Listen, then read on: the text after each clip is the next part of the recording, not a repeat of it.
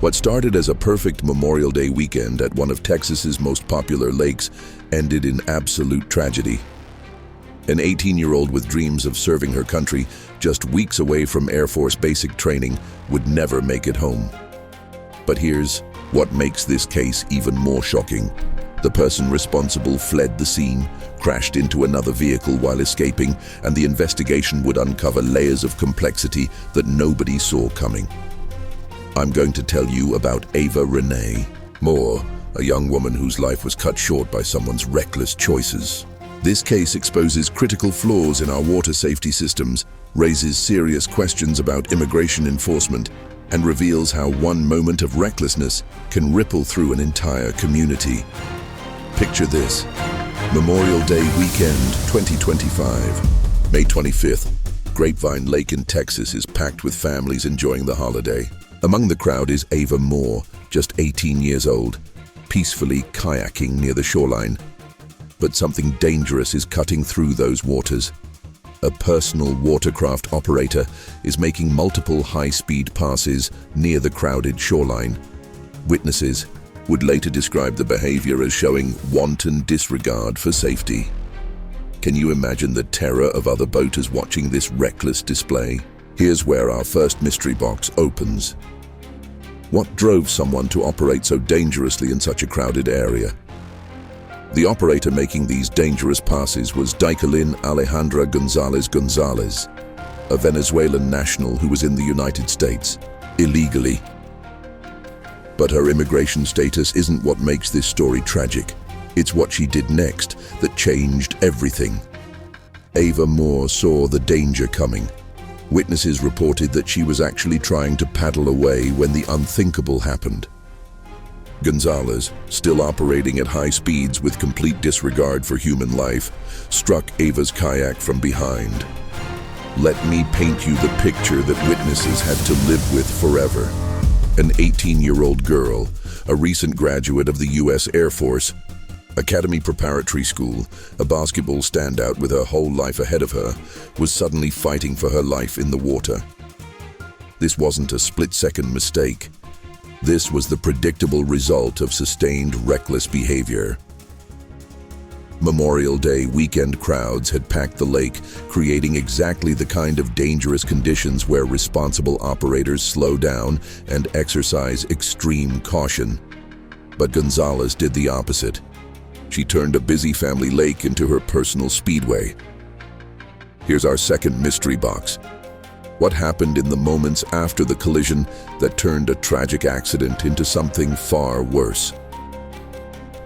After striking Ava Moore and leaving her fighting for her life, Gonzalez made a choice that reveals everything about her character. Instead of stopping to help, instead of calling for emergency services, she fled. But she didn't flee alone. Gonzalez had an accomplice, Michael Coelho. Together, they abandoned the scene of a fatal collision, leaving witnesses and bystanders to attempt life-saving measures on Ava Moore. Can you imagine the trauma of watching someone flee after causing such devastation? The cowardice didn't end at the water's edge. While making their escape, Gonzalez and Coelho collided with another vehicle. Even then, they continued their flight from responsibility. This wasn't panic. This was calculated evasion of accountability. The police came and they went to that house right there. Oak Cliff neighbors rattled Tuesday morning as law enforcement surrounded a home off Atlas Drive. I don't really care what people do around me. I don't care if it's cops involved, SWAT involved, whatever. I just mind my own business. This pattern mirrors broader hit-and-run statistics where perpetrators prioritize their own freedom over their victims' lives. But the involvement of undocumented suspects added complexity that would challenge multiple law enforcement agencies. Here's our third mystery box. How do you catch suspects who fled not just the scene, but potentially the entire system? The multi-agency investigation that followed was impressive. Texas Game Wardens, who handle waterway enforcement, coordinated with Grapevine Police Department, who handle automotive hit-and-run cases. Add in Homeland Security and the Texas Attorney General's Fugitive Apprehension Unit, and you have a massive, collaborative effort. They had powerful tools at their disposal. Eyewitnesses had captured video footage and photographs of Gonzalez's reckless operation. Social media became a force for justice as police released suspect photos, prompting tips from the public that aided identification. The investigation faced unique challenges. Jurisdictional overlaps between waterway and automotive enforcement created procedural complications. The suspect wanted in a deadly hit-and-run on Grapevine Lake over Memorial Day weekend is in custody. Texas Game Wardens and Grapevine police say Daikerlyn Gonzalez was arrested just hours ago. Gonzalez's undocumented status meant immigration and customs enforcement would inevitably become involved, adding federal implications to what started as a local tragedy. When law enforcement finally located Gonzalez and Coelho, they didn't surrender quietly. It took a standoff before they were finally taken into custody. Here's our fourth mystery box. What charges would prosecutors bring, and how would Gonzalez's immigration status affect her punishment? Gonzalez faces serious charges: second-degree felony manslaughter, reckless operation, excessive speed, and leaving the scene of an accident involving death. Prosecutors recommended a $500,000 bond, reflecting the severity of her crimes and flight risk. Coelho faces charges related to the vehicular hit-and-run. If convicted, Gonzalez likely faces prison time followed by deportation. This contrasts sharply with how citizens would be treated. They'd face incarceration but remain in the country afterward. Let's talk about who we really lost that day. Ava Renee Moore wasn't just a statistic. She was an 18-year-old who had already achieved remarkable things and was positioned for an extraordinary future. Ava had recently graduated from the U.S. Air Force Academy Preparatory School. No small feat for someone her age. She was a basketball standout, showing dedication and teamwork that would have served her well in military service. She had enlisted in the Air Force and was just weeks away from basic training. Think about that timeline. Weeks. Ava was weeks away from beginning her service to our country. She had made it through the competitive preparatory school, committed to serving something bigger than herself, and was ready to take the next step in what should have been a life of service and achievement. Her youth and aspirations amplified public outrage. Texas Attorney General Ken Paxton cited her death as a consequence of failed immigration policies, though others might argue it was more fundamentally a consequence of failed personal responsibility. The immediate trauma extended far beyond Ava's family. Witnesses who attempted life-saving measures had to process what they'd seen. When someone chooses recklessness over responsibility, the psychological damage spreads like ripples across a lake. Here's our fifth mystery box.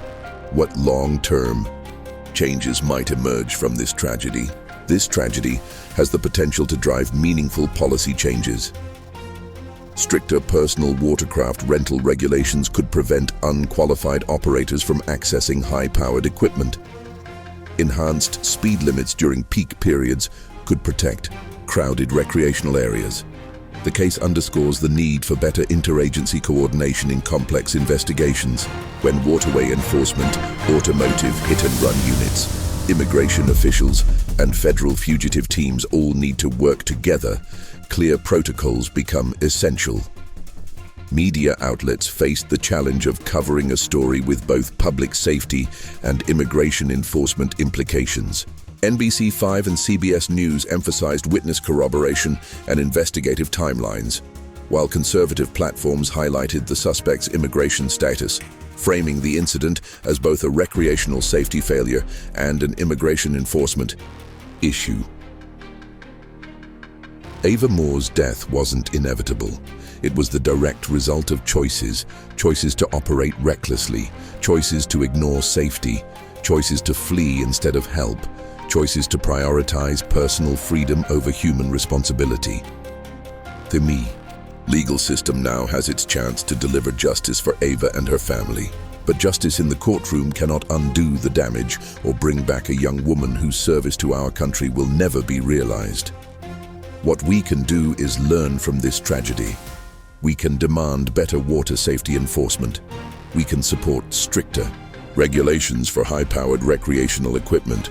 We can insist on clear protocols for complex investigations, and we can refuse to let Ava Moore's death be meaningless. The vulnerabilities in recreational water safety and jurisdictional coordination that this case exposed are fixable problems. The question is whether we have the collective will to fix them before another family experiences this kind of preventable loss. Ava Moore deserved better. Her family deserves justice, and our communities deserve protection from the kind of reckless disregard that turned a holiday weekend into a nightmare. The legal outcomes will likely influence both local enforcement practices and national immigration debates. But they should also remind us that behind every policy discussion is a human life that mattered.